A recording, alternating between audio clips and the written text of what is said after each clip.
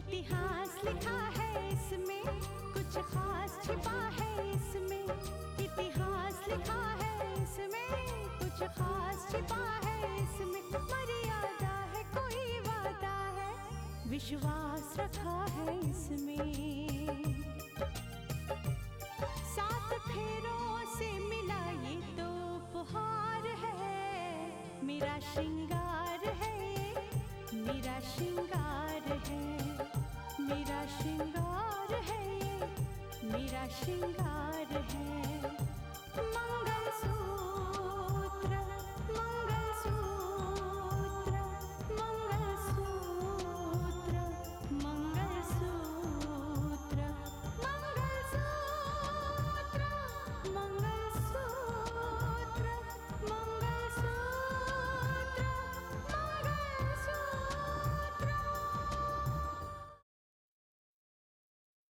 लगता है duty join करने से पहले तुम अपना औकात भूल गई। वही याद दिलाने आई हूँ आपको। कहाँ कहाँ क्या क्या गलत हो रहा है, इस पर भी आपकी नजर रहनी चाहिए। जी सर। कुछ पता चला रितिका का? भैया, रितिका गाड़ी में बेहोशी की हालत में मिली। क्या?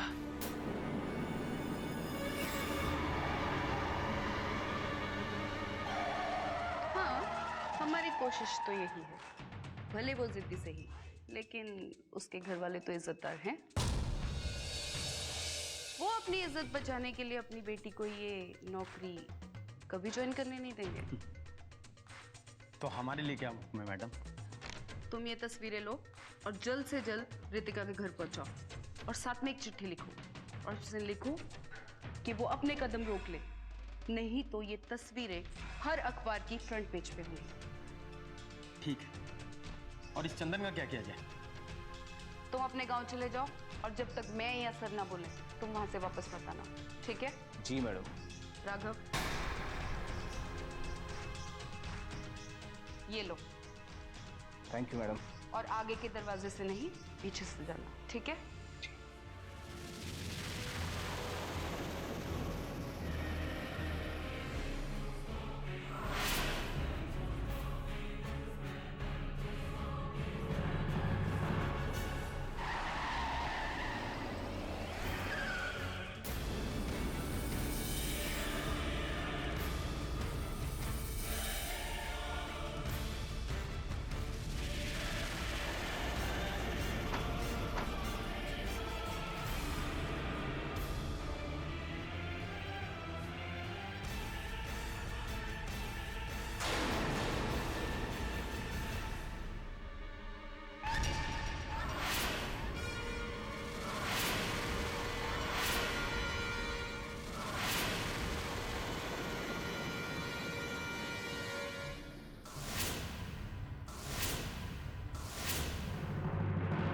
प्रणाम जज साहेब।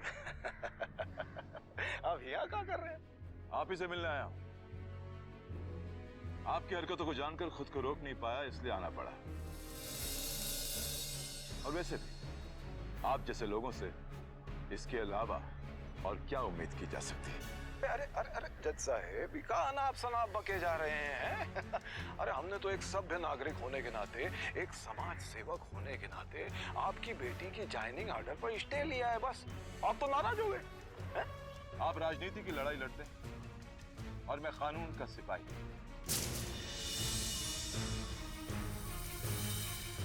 एक चेतावनी देता हूं आपको, आप जो कुछ भी कर रहे हैं ना, उसे रोक लीजिए, वरना आपकी आधी जिंदगी छिछोरी हरकतें करने में गुजरी है, बाकी की आधी जिंदगी चक्की पीसते हुए जेल में गुजर जाएगी।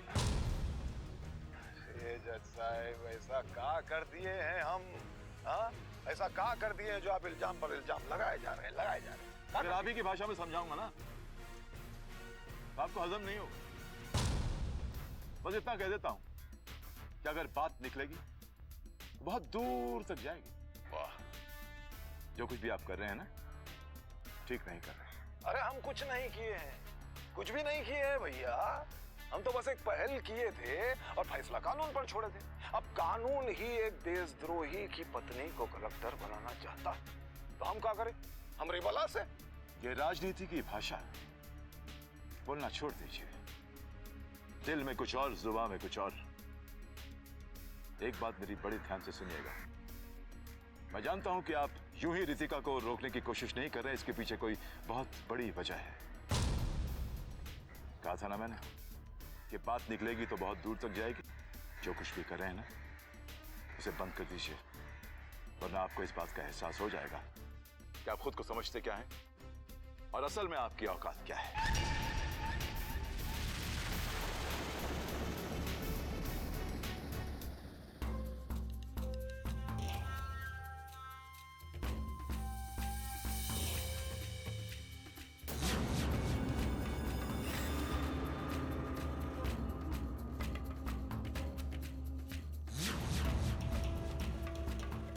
सर मैंने आपसे कहा था ना कि बात बिगड़ जाएगी, और मुझे लगता है कि बात बिगड़ गई।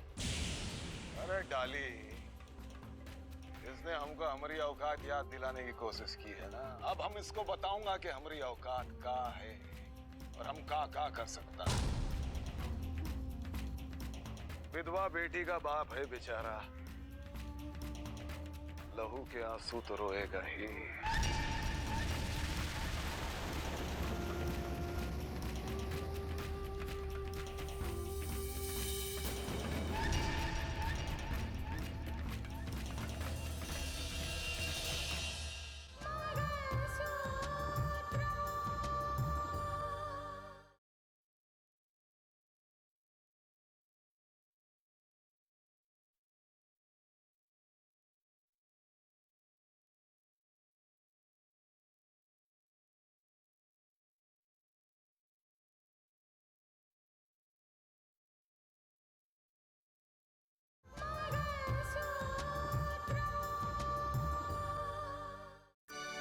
मैं कहती थी ना सुंदर कि मेरी बहू एक दिन कलेक्टर जरूर बनेगी।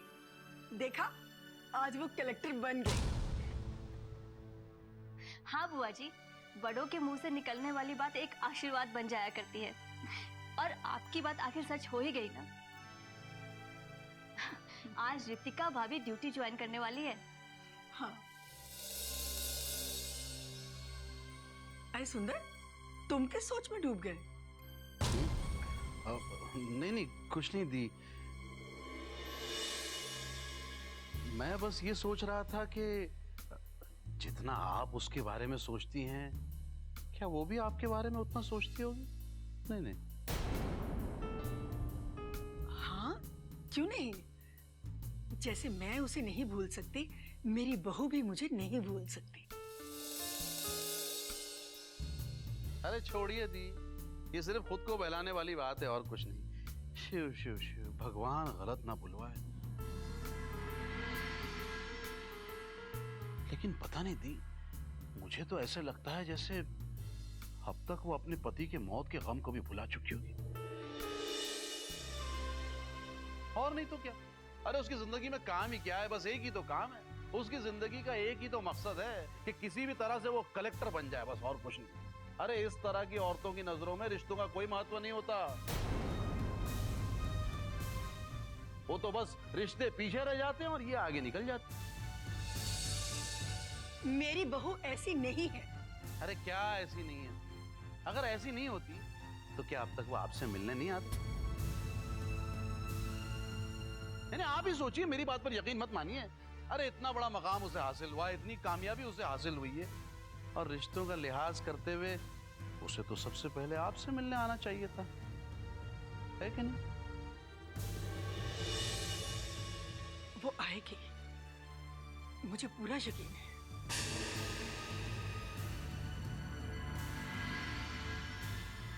वो कभी ना कभी मेरे पास जरूर आएगी।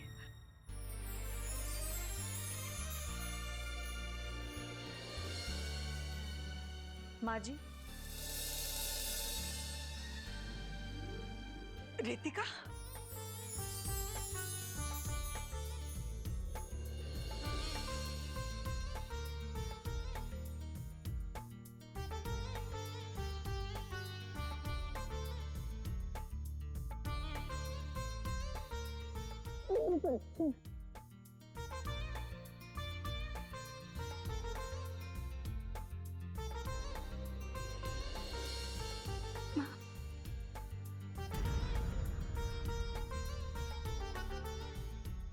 आपका आशीर्वाद चाहिए माँ, बहुत जरूरत है उसकी।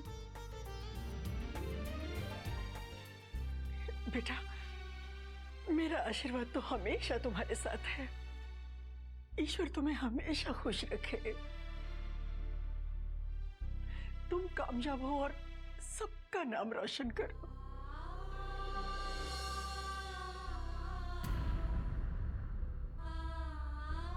माँ, तुम्हारे आने की खुशी में आंसू रोक के नहीं रुक रहे बेटा। माँ आप रोइए मत, प्लीज आप मत रोइए, मुझे अच्छा नहीं लगेगा। माँ, आंसू चाहे गम के हो या खुशी के हो, लेकिन होते तो कमजोरी की निशानी ही ना। आप मत रोइए। और वैसे भी हमारी जिंदगियों के साथ गम इस कदर जुड़ गया है कि अगर खुशी की यादें भी आती है तो तब भी हमें गमगीन बना जाती है। हमें खुश रहना है, प्लीज मत रोइए। ठीक कह रही हो तुम बेटा। माँ, आपकी और मेरे आंसुओं की वजह कोई और नहीं, एक ही इंसान है जिसकी वजह से आपका आंचल सुना हुआ और मेरी मांग भी। वो एक ही इंसान है माँ, जिसने आपसे आपका बेटा छीना और मुझसे मेरा सुहाग। मैं ढूंढ निकालूंगी उसे, छोड़ूंगी नहीं उसे, जिसकी वजह से मुझे आपसे जुदा होना पड़ा माँ। मुझे आपसे जुदा होना पड़ा। पर माँ, बस अब बहुत हो चुका। आपके ये आंसू बेकार नहीं जाएंगे। आपकी बेटी आपसे वादा करती है कि मैं उस इंसान को बेनकाब करके ही रहूंगी।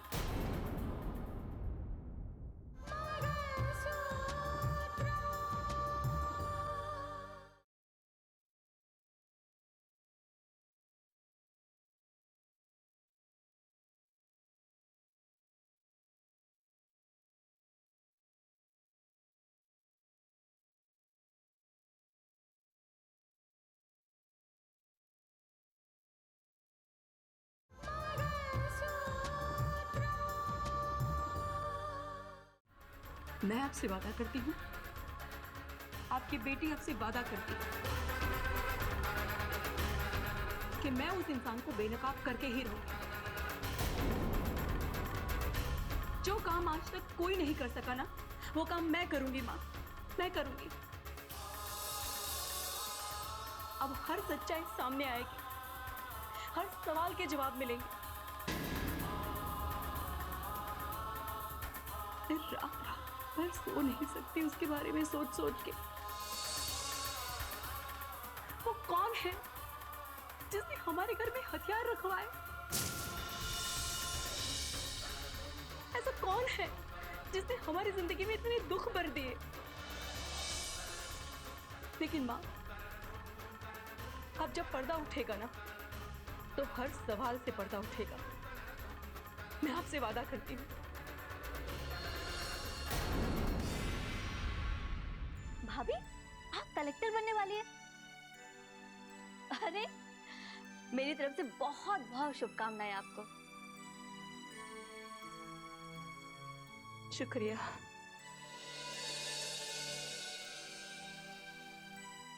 माँ, मैं चलती हूँ।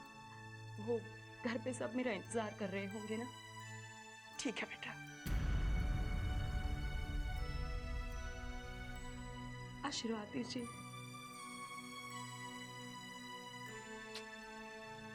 खुश रहो। जी,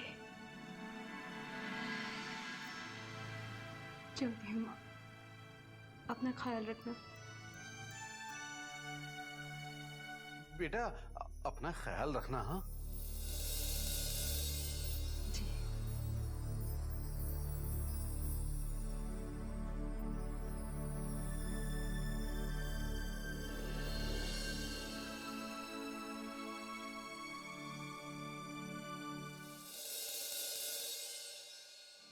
माँ, आखिर दीदी गई कहाँ है? अरे भी कहकर तो यही गई है कि भगवान का आशीर्वाद लेके आ रही है। ये लो आ गई।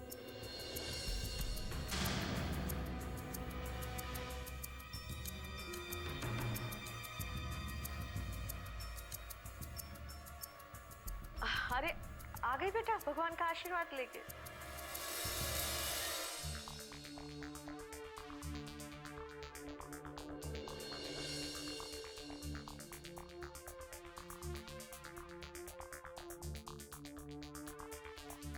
क्या सोचने लगी दीदी? कुछ नहीं। अरे भाभी जल्दी करो, जल्दी करो।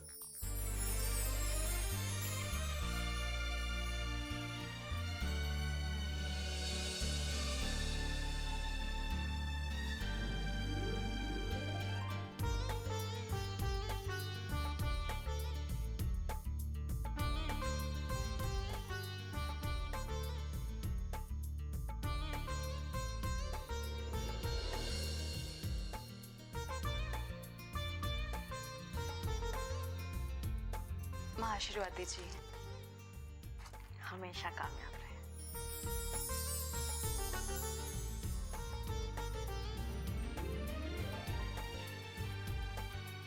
आशीर्वाद दीजिए। अरे रे, सफलता तुम्हारे हमेशा कदम छूमे।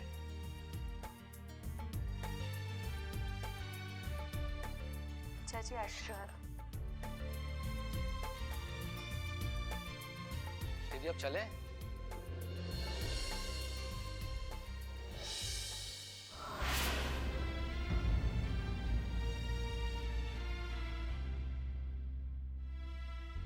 हाँ रोहित चलो।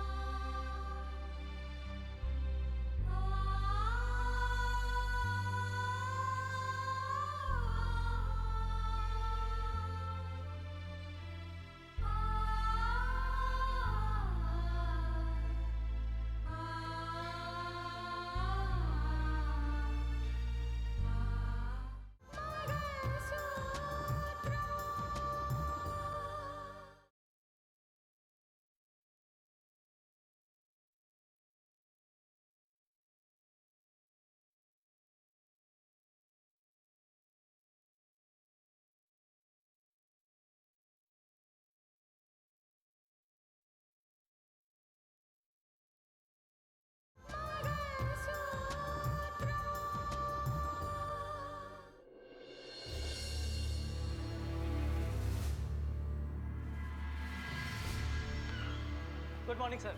Good morning. कलेक्टर साहब से कहिए कि एसडीएम साहब उनसे मिलने आए। लेकिन कलेक्टर साहब तो कहीं बाहर गए हुए हैं। आपको तो पता ही होगा, उनकी जगह पर नई कलेक्टर साहिबा आ रही हैं। अगर आप उनसे मिलना चाहें तो।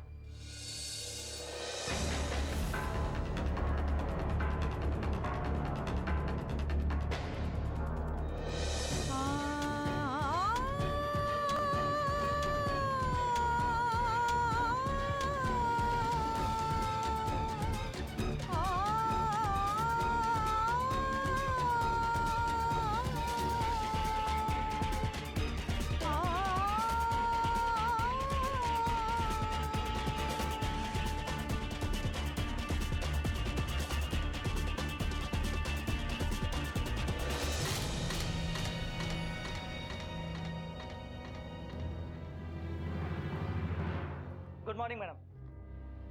गुड मॉर्निंग सर, आप हैं हमारी नई कलेक्टर साहिबा। और मैडम, ये हैं राजेश्वर जी, धूमल तालुका के एसडीएम साहब। आपसे मिलने आए। Good morning madam.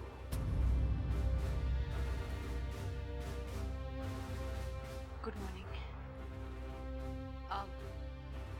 आप अंदर आइए।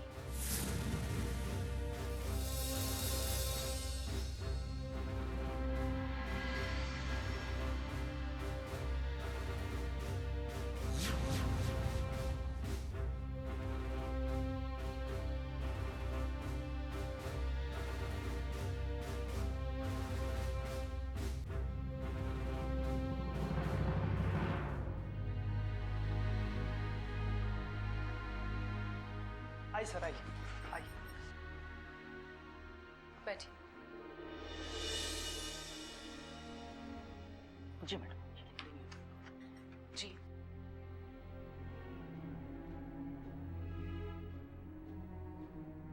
मिस्टर वर्मा, आप सारे एसडीएम को कल फैक्स भेज दीजिए हमारी तरफ से। हम उन सब से मिलना चाहेंगे कल,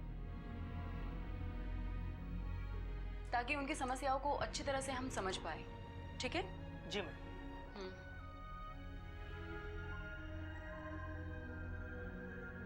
हाँ, और एक बात, जितनी पेंडिंग फाइल्स है ना, उन सबको आप हमारे टेबल पर लाकर रखिए। ठीक है? अंडरस्टूड? जी। ओके। और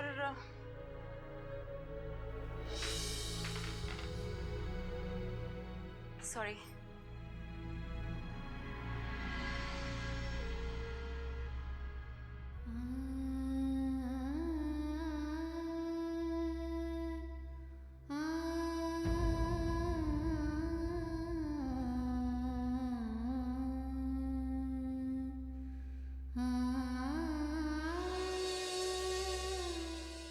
मिस्टर वर्मा, एक और बात।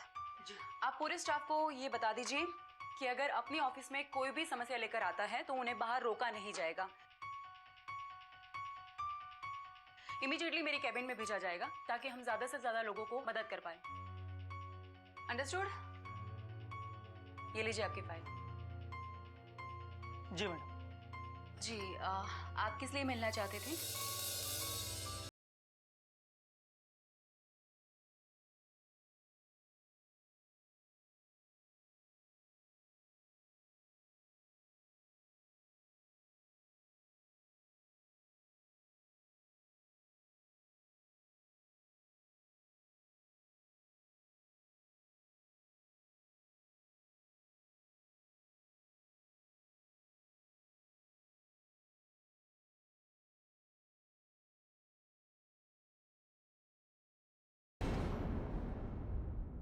कच्चे धागे से बंधा इसमें संसार है, पिया का प्यार है, जीने का सार है, पिया का